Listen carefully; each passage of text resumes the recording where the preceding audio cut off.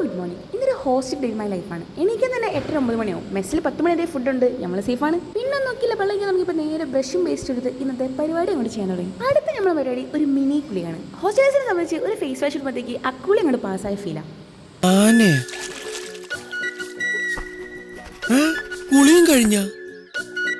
അതെ, കുളി കഴിഞ്ഞ് പിന്നെ നോക്കിയാൽ നേരെ ബസ്സിൽ വിട്ട് ഇനി ലേറ്റായി ഫുഡ് അങ്ങ് തീർന്നു കിട്ടും.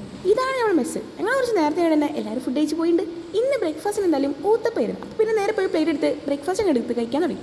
പണ്ടാര് പറഞ്ഞാൽ ലുക്കിലുള്ള കാര്യം എന്ന് പറഞ്ഞാൽ എത്രയോ സത്യമാണ്. കാരണം ഈ ചട്ടിനും സാമ്പാറൊക്കെ കാണാൻ നല്ല ലുക്കായിരിക്കും, പക്ഷെ കഴിക്കുമ്പോൾ കൊണ്ട് ഇറങ്ങത്തില്ല. പിന്നെ നേരെ ചായ എടുത്ത് നമ്മൾ നേരെ ബ്രേക്ക്ഫാസ്റ്റ് കൊണ്ട് കഴിക്കാനിരുന്നു. എങ്ങനെയാണ് കഴിക്കാൻ പറ്റില്ലെങ്കിൽ ദയാവധി ഈ കത്തിയോടുകൂടി നമ്മൾ പറയും.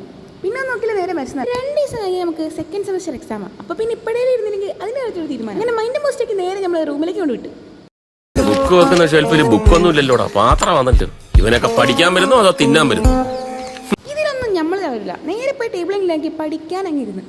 പക്ഷെ എന്നാലും എവിടെയോ ഒരു തകരാറ് പോലെ. കാര്യം വേറൊന്നുമില്ല, ഈ സൈഡിലിരിക്കുന്ന അട്രാക്റ്റീവ് ബെറ്റാണ്. ഇതങ്ങ് മാടി മാടി വിളിക്കും പഠിക്കാനിരിക്കും. അതുകൊണ്ട് ഇവിടെ ഇരിക്കുന്ന സേഫല്ലെന്നാണ് നേരെ റീഡിംഗ് റൂമിലേക്ക് കൊണ്ട് വിട്ടു. ഇച്ചാതി വിളിച്ചുള്ള സ്ഥലം ഉണ്ടാകുമ്പോൾ നമ്മളെന്തിനാണ് ബേജാറാവുന്നത്? അപ്പോൾ പിന്നെ ഒരു മൂല്യം കണ്ടെത്തി നമ്മൾ നേരെ പഠിക്കാനങ്ങിരുന്നു. പിന്നെ നോക്കില്ല നേരെ പോയി ബുക്ക് എടുത്ത് പഠിക്കാനിരുന്നു. കണ്ടോ, ക്യാമറ പോലും ഫോക്കസ് ചെയ്യുന്ന ബുക്കിലേക്കല്ല, അപ്പുറത്തെ ബോയ്സ് ഹോസ്റ്റലിലേക്ക്. പിന്നെ ഇങ്ങനെ പഠിക്കാൻ പറ്റും.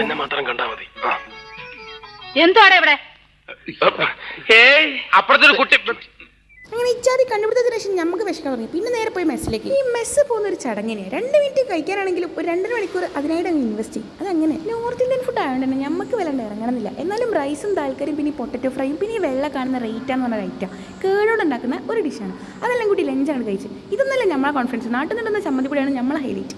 അങ്ങനെ അതെല്ലാം കഴിച്ച് നേരെ റൂമിലേക്ക് കൊണ്ട് വിട്ടു. ലഞ്ചൊക്കെ കഴിച്ചെങ്കിലും എന്തോ ഒരു ഫീലിങ്ങിന് കുറവുണ്ട്. പിന്നെ നോക്കിയാൽ നേരെ പോയി ചിപ്സ് എടുത്തു. അങ്ങനെ അത് നിന്നുകൊണ്ടിരിക്കുമ്പോഴാണ് നമ്മൾ കിൻഡറായിട്ട് വേറൊരാൾ വന്നത്. ഇവിടെ കണ്ടാൽ തന്നെ ഉറക്കം വരുന്നു. പിന്നെ നോക്കിയാൽ ഞങ്ങളത് കഴിച്ച് നല്ലൊരു ഉറക്കം കൊണ്ട് പാസ്സാക്കി. അങ്ങനെ ഒരു ഉറക്കം കഴിഞ്ഞ് എണീറ്റപ്പോഴാണ് നല്ല മഴയാണ് പുറത്ത്. പിന്നെ നോക്കിയാൽ നേരെ നെസ്കഫേയിലേക്ക് വിട്ടിട്ട് ഓരോ കോഫി അങ്ങോട്ട് കുടിച്ചു. നാട്ടിൽ നിന്ന് ഏറ്റവും കൂടി വരുമ്പോൾ മിസ് ചെയ്തൊരു സാധനം ഈ മഴ തന്നെയാണ്. കാരണം പഞ്ചാബ് നല്ല പീക്ക് സമ്മർ ടൈമാണ്. അതിൻ്റെ ഇടയ്ക്കാണ് ഇച്ചാതിരി മഴ കിട്ടിയത്. പിന്നെന്ത് വേണം? അങ്ങനെ ആസ്വദിക്കലൊക്കെ കഴിഞ്ഞ് നൈറ്റ് മെസ്സിലും കയറി ഡിന്നറും കൂടെ കഴിച്ച് ഇന്നത്തെ പരിപാടി അങ്ങോട്ട് കഴിഞ്ഞു. ഇതാണ് നമ്മുടെ ക്ലാസ് ഇല്ലാത്ത ഒരു ഡേ ഇൻ മൈ ലൈഫ്.